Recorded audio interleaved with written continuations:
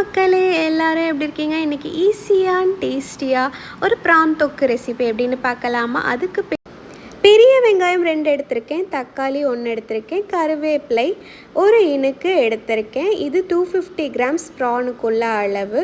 ப்ரானை நல்லா மஞ்சத்தூள், எலுமிச்சம்பழம், உப்பு போட்டு வாஷ் பண்ணி ஒரு 3 டைம்ஸ் வாஷ் பண்ணி எடுத்து ஒரு சிட்டிகை மஞ்சத்தூள், ஒரு சிட்டிகை மிளகாய்த்தூள் சேர்த்துக்கலாம். இப்போ 1/2 kg ப்ரான்னா வெங்காயம் கூட்டி குறைச்சி சேர்த்துக்கோங்க. 1/2 kgக்கு 4 வெங்காயம் 2 தக்காளி எடுத்துக்கலாம். உப்பு சேர்த்துக்கலாம். சேர்த்து நல்லா மேரினேட் பண்ணி வச்சுக்கலாம். 15 to 20 மினிட்ஸ் மேரினேட் பண்ணி வச்சுக்கலாம். கேஸ் ஆன் பண்ணிவிட்டு ஒரு ஃப்ரைங் பேன் எடுத்துக்கிறேன்.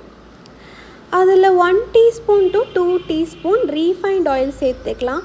வேறு எந்த ஃப்ளேவர்ட் ஆயிலும் ப்ரான்ஸ்க்கு யூஸ் பண்ணாதீங்க, நல்லாவே இருக்காது.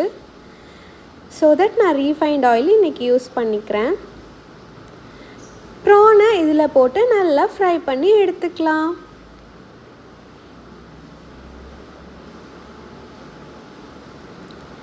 ப்ரான் ஃப்ரை ஆனதுமே அதிலே தண்ணி விட்டு வரும். பார்த்திங்களா எவ்வளோ தண்ணி விட்டு வந்திருக்குன்னு. இது நல்லா ட்ரை ஆனோடனே எடுத்து தனியாக வச்சுக்கலாம். இப்போது ஒரு இரும்பு சட்டியை எடுத்திருக்கேன். கடாய் நல்லா காஞ்சோடனே 2 tablespoon எண்ணெய் சேர்த்துருக்கேன். அதில் பெரிய வெங்காயம் 2 எடுத்து வச்சுருக்கோம் இல்லையா, அதை சேர்த்து நல்லா வதக்கிக்கலாம். இந்த வெங்காயம் கோல்டன் ப்ரௌன் ஆகிற அளவுக்கு வதக்கிக்கணும். இப்போ வெங்காயம் நல்லா கோல்டன் ப்ரௌன் ஆயிடுச்சு. கண்டிப்பாக இந்த ஸ்டெப்பை ஃபாலோ பண்ணுங்கள். வெங்காயம் வதக்கிறதுல தான் டேஸ்ட்டே இருக்குது. எப்போவும் சொல்கிற மாதிரி கிரேவிக்கு நல்ல வெங்காயம் கோல்டன் ப்ரௌன் அளவுக்கு வதங்கணும். எடுத்து வச்சுருக்கிற தக்காளி அதை சேர்த்துக்கலாம். தக்காளியை சேர்த்து நல்லா வதக்கி விடுங்க. தக்காளி மசிஞ்சு வதங்கணும். இதோ இப்படி நல்லா மசிஞ்சு வந்த உடனே 1/4 tablespoon இஞ்சி பூண்டு பேஸ்ட்டு சேர்க்குறேன். ரொம்ப இஞ்சி பூண்டு சேர்க்க வேணாம், ப்ரானில் கொஞ்சமாக சேர்த்தா போதும். இதெல்லாம் ஒன்று சேர்ந்து எண்ணெய் பிரிஞ்சு வதங்கி வரணும்.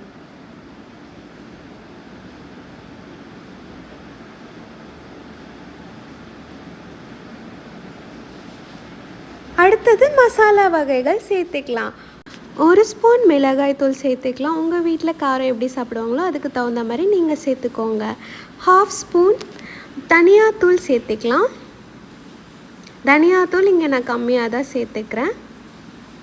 காஷ்மீரி மிளகாத்தூள் 1 ஸ்பூன், நல்ல கலர் கொடுக்கும்.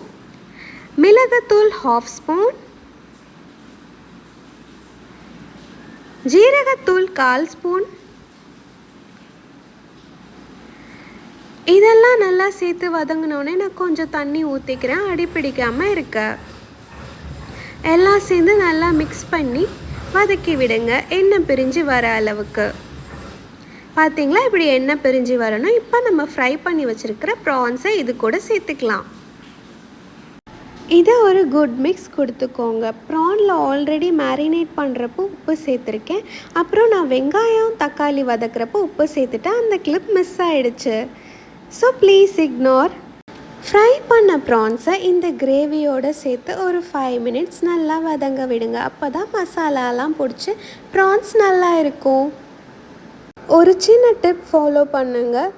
ப்ரானுக்கு எப்பவும் போல் உப்பு போட்டுறாதீங்க, கொஞ்சம் பார்த்து கவனமாக சேருங்க, இல்லைன்னா நிறைய உப்பு கரிச்சிரும்.